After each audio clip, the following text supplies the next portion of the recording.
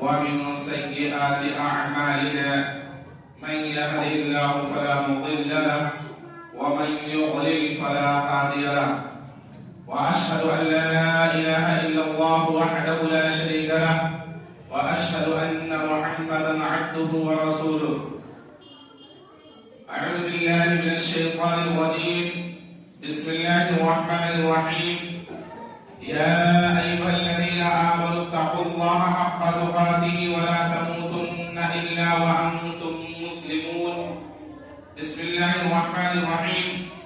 يا أيها الناس اتقوا ربكم الذي خلقكم من نفس واحدة وخلق منها زوجها وبث منهما رجالا كثيرا ونساء واتقوا الله الذي تساءلون به والأرحام إن الله كان عليكم رقيبا.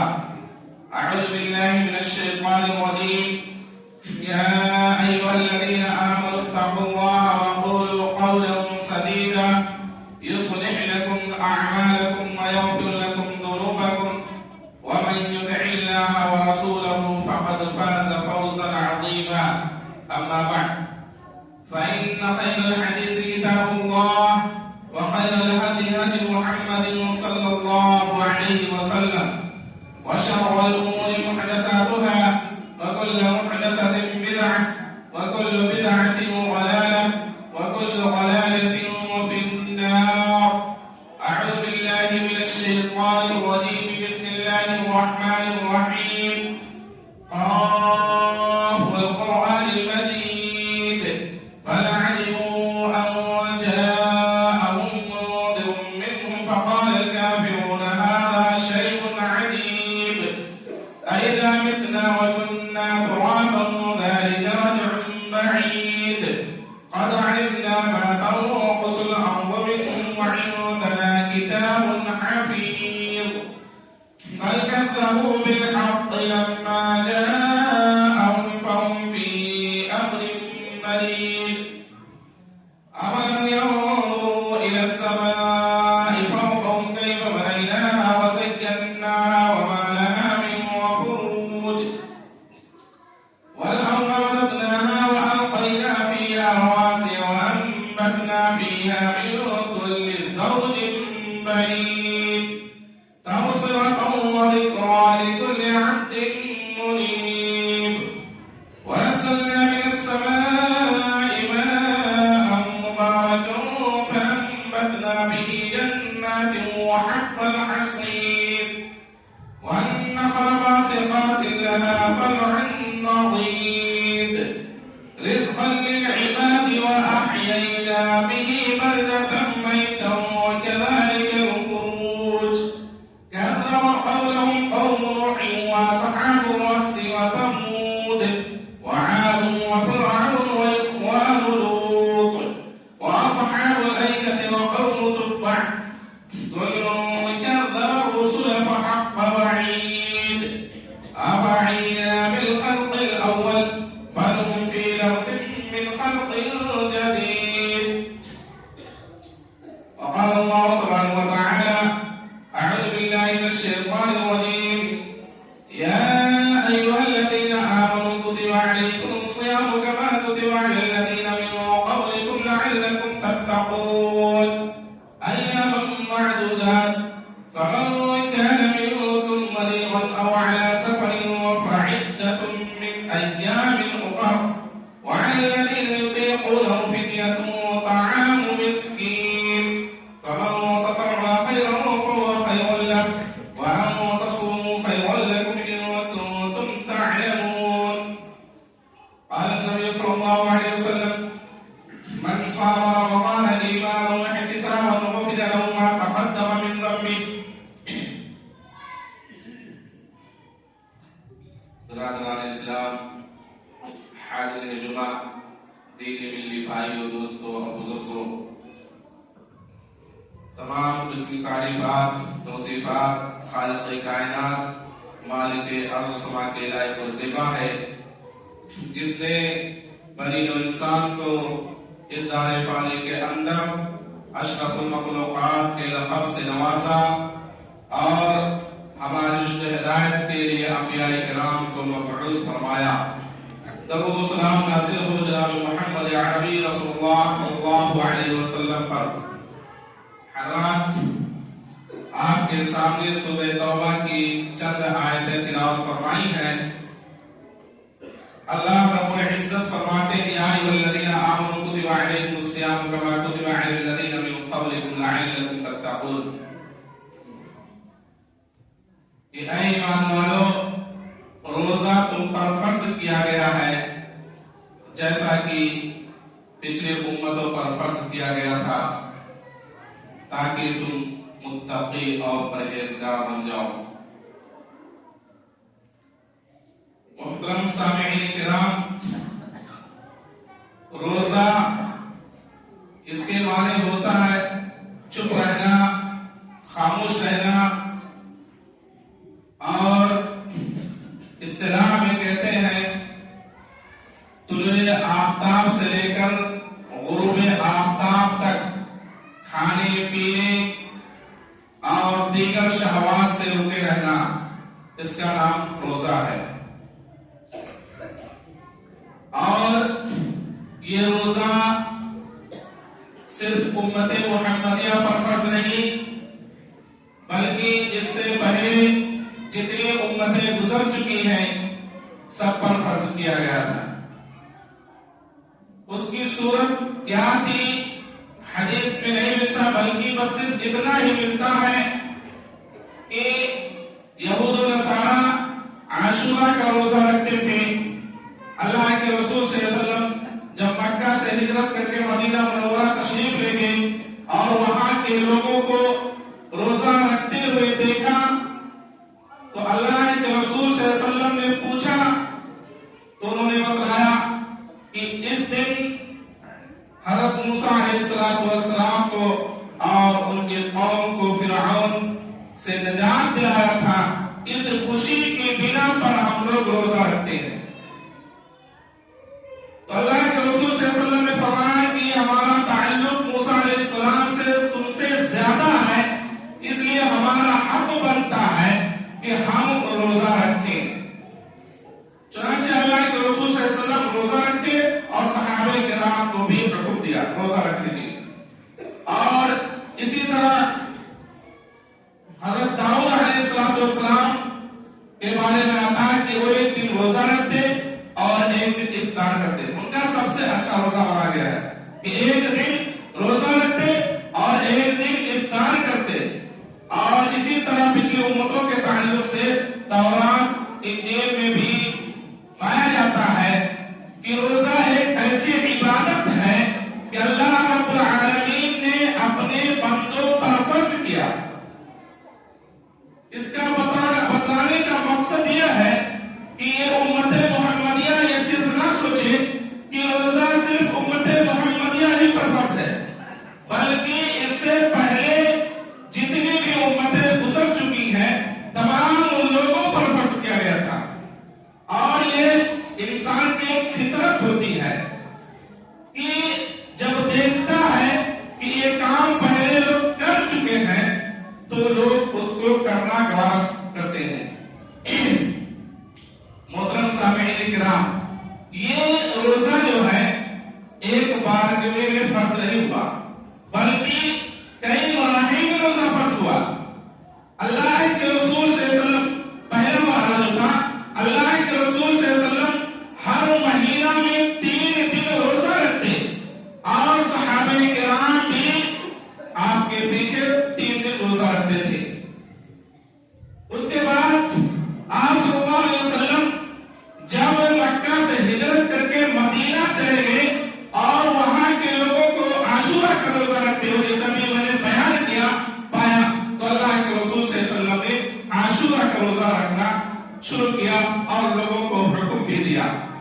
اور اس کے بعد جب تیسرے مراحل میں یہ آیت نازل ہوئی، یا ایھا الذین آمنوا کتب علیکم الصیام کما کتب علی الذین من قبلکم لعلکم تتقون، یہ آیت جب نازل ہوئی تو ان روزوں کو فرض سے ثابت کر دیا گیا اور یہ روزہ رکھنے جانے لگا۔ اور جو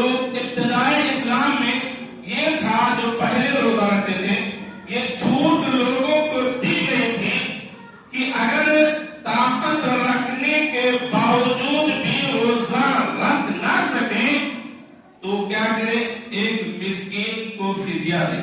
وعلی الذین یطیقونہ فدیۃ طعام مسکین. جیسا کہ اس آیت کا ترجمہ یہ کہ ان لوگوں پر جو طاقت رکھتے ہیں اس چیز کا روزہ رکھنے کا، تو اگر وہ روزہ نہ رکھ سکے طاقت رکھنے کے باوجود بھی فدیۃ طعام مسکین، تو ایک مسکین کا وہ کھانا دے. اس کے بعد جب چوتھا مرحلہ آیا، اللہ تبارک و تعالی نے قرآن مجید کی آیت نازل کی، شہر رمضان الذی انزل فیہ القرآن ہدی للناس وبینات من الہدی والفرقان فمن شہد منکم الشہر فلیصم. یہ آیت نازل کر کے فمن شہد منکم الشہر کہ یہ مہینہ جب پا جائے تو چاہیے کہ روزہ رکھے. اس آیت کو نازل کر کے ان لوگوں سے جو طاقت رکھنے کے باوجود روزہ نہ رکھ سکے ثابت کر دیا گیا، اس آیت کا حکم منسوخ کر دیا گیا. البتہ ان لوگوں کے لیے ابھی بھی اس کا حکم باقی ہے جو مریض ہیں، بڑھاپے کی عمر میں آ چکے ہیں اور ان کے لیے روزہ رکھنا دشوار گزرتا ہے. اگر وہ روزہ نہ رکھ سکے تو ان کے لیے یہ حکم ابھی بھی باقی ہے کہ وہ ایک مسکین کو کھانا کھلائے. جن کی شفا کی کوئی امید نہیں ہے، ایسے بیمار جن کی شفا کی کوئی امید نہیں ہے، تو ایسے لوگوں کے لیے ابھی بھی اس کا حکم باقی ہے کہ وہ ایک مسکین کو کھانا کھلائے. اور جو روزہ پہلے ابتداء اسلام میں پایا جاتا تھا وہ یہ تھا کہ طلوع آفتاب سے لے کر غروب آفتاب تک روزہ رکھنے کا حکم تھا. اور اس کے بعد جو کھانے پینے کا مرحلہ تھا یہ غروب آفتاب سے لے کر کے عشاء تک یا سونے تک اتنی دیر تک مہلت تھی کہ کھا پی سکتا اور اپنی بیوی سے مل سکتا ہے. لیکن اگر وہ سو جاتا مغرب کا وقت، غروب آفتاب کے وقت اگر سو جاتا تو اس کو کھانے پینے کی اجازت رات میں نہیں ہوتی. اس کو کیا کرنا ہوتا، پھر وہ غروب آفتاب سے لے کر کے دوسرے دن غروب آفتاب تک اس کو روزہ رکھنا پڑتا. یہ امت محمدیہ پر شام گزرتا تھا. جیسا کہ حضرت بارہ بن عازب رضی اللہ تعالی عنہ فرماتے ہیں، کہتے ہیں کہ پہلے جو چھوٹ تھی کھانے پینے کی یہ غروب آفتاب سے لے کر کے عشاء تک یا سونے تک.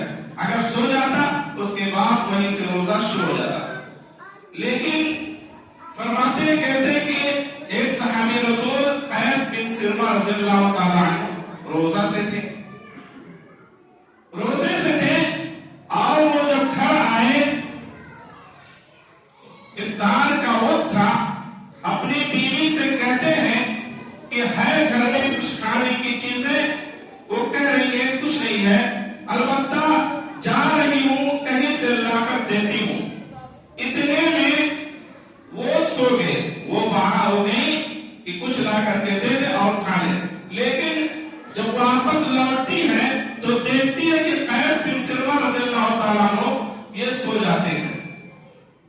تو کہتی ہے کہ تم سراپا محروم رہ گئے، یعنی کھانے پینے سے محروم رہ گئے. اب ان کے اوپر یہ شاخ گزرا کہ ان کو روزہ بغیر کھائے پیے، ایک تو کام کر کے آئے تھے، تھکے مانے تھے، آنکھ لگ گئی، اب اس کے بعد روزہ رکھنا.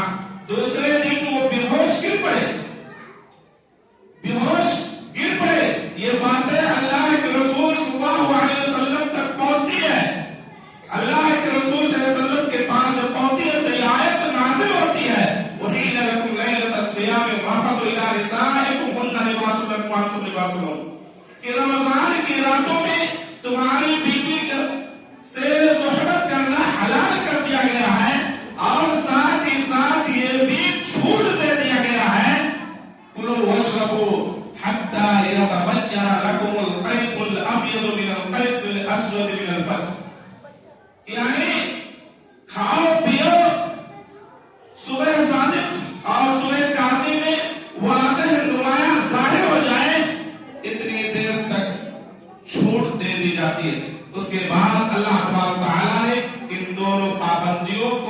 اٹھا لیا.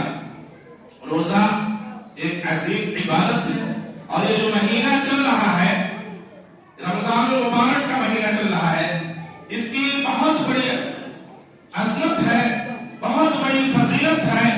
اور اس فضیلت کے تعلق سے رمضان کے تعلق سے اللہ کے رسول صلی اللہ علیہ وسلم جب آتا تو لوگوں کو بشارت دیتے, مبارکبادیاں دیتے.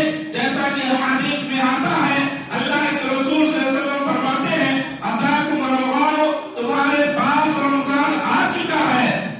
شہر مبارک, یہ مہینہ بابرکت والا ہے.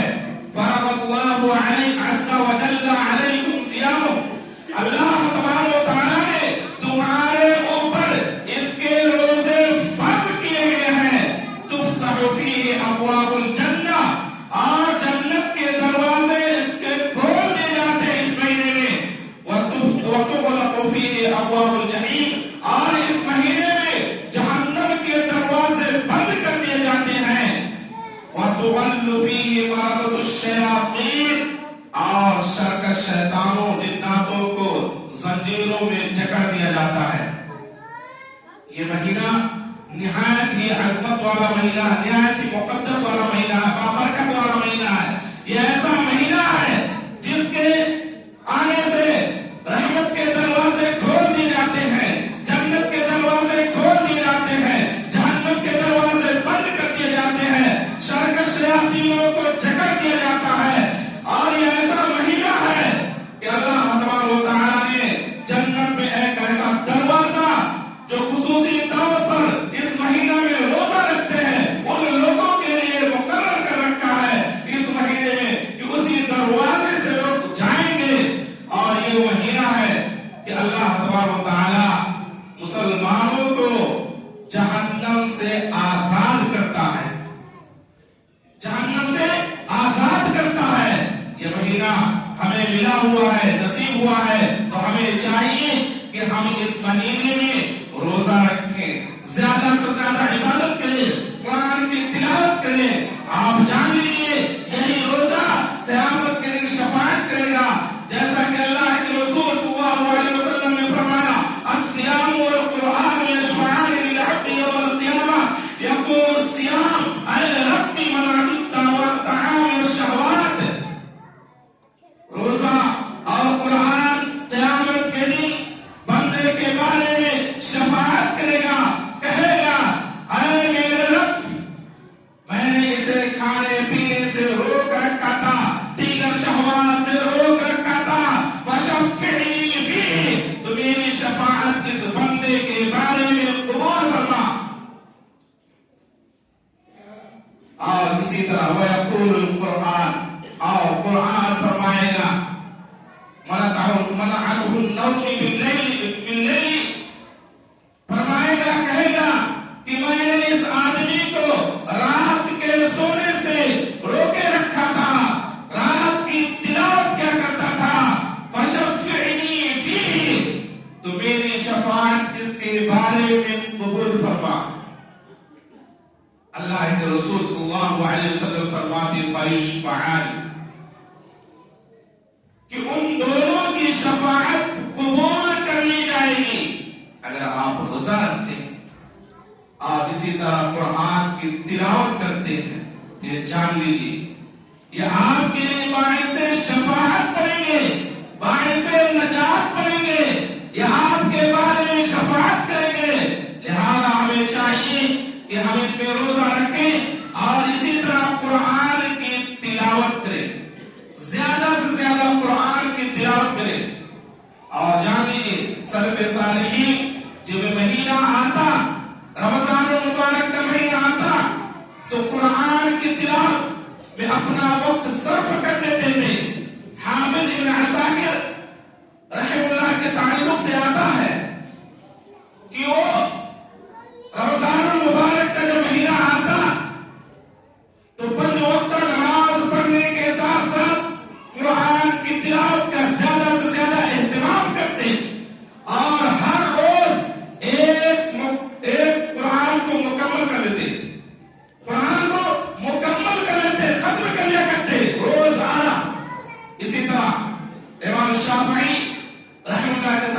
آتا ہے کہ وہ قرآن کو رمضان المبارک کے مہینے میں قرآن کو 60 مرتبہ ختم کر لیا کرتے تھے. کس مہینے؟ رمضان المبارک میں 60 مرتبہ.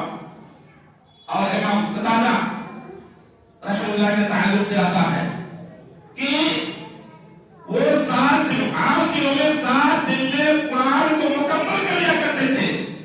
لیکن جب یہ رمضان المبارک کا مہینہ آتا تو ہر تیسرے دن آپ کا ایک دور ہو جایا کرتا تھا. یہ سلف صالحین تھے. ویسے تو دیکھا جائے کہ اللہ کے رسول صلی اللہ علیہ وسلم کی حدیث ہے کہ جو 3 دن سے پہلے قرآن ختم کی ممانعت ہے کہ 3 دن سے پہلے قرآن کو ختم نہ کیا جائے. لیکن سلف صالحین کہ اس عمل سے پتہ چلتا ہے کہ جو ممانعت والی روایت ہے وہ عام دنوں میں عام حالات میں ہے اور جو فضائل والے دن ہیں ان میں ممانعت نہیں.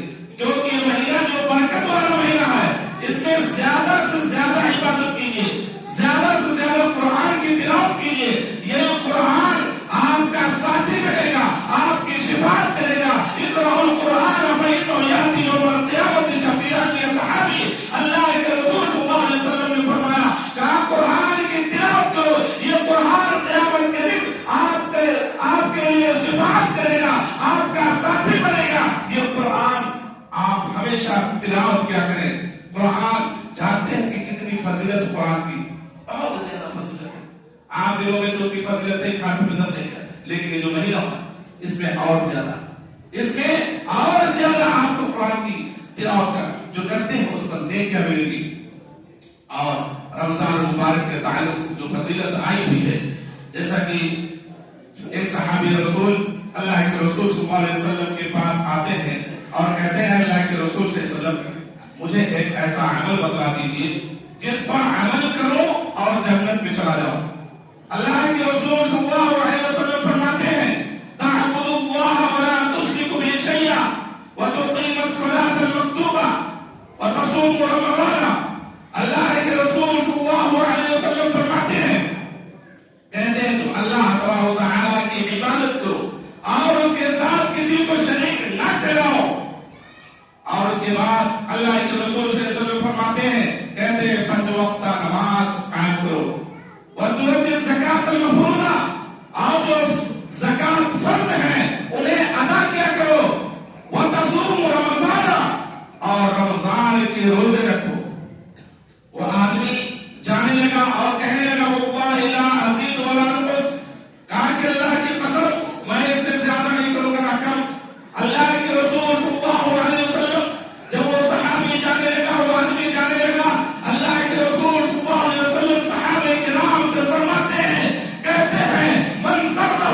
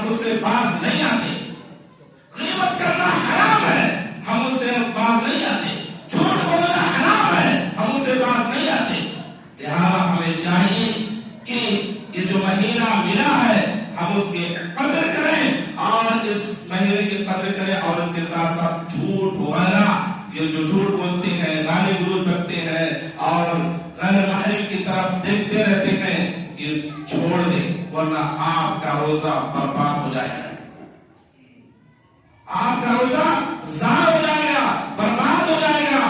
اور یہ جو رمضان مبارک کا مہینہ ملا ہے، ہمیں چاہیے کہ اس مہینے میں زیادہ سے زیادہ توبہ استغفار کریں، زیادہ سے زیادہ توبہ استغفار کریں۔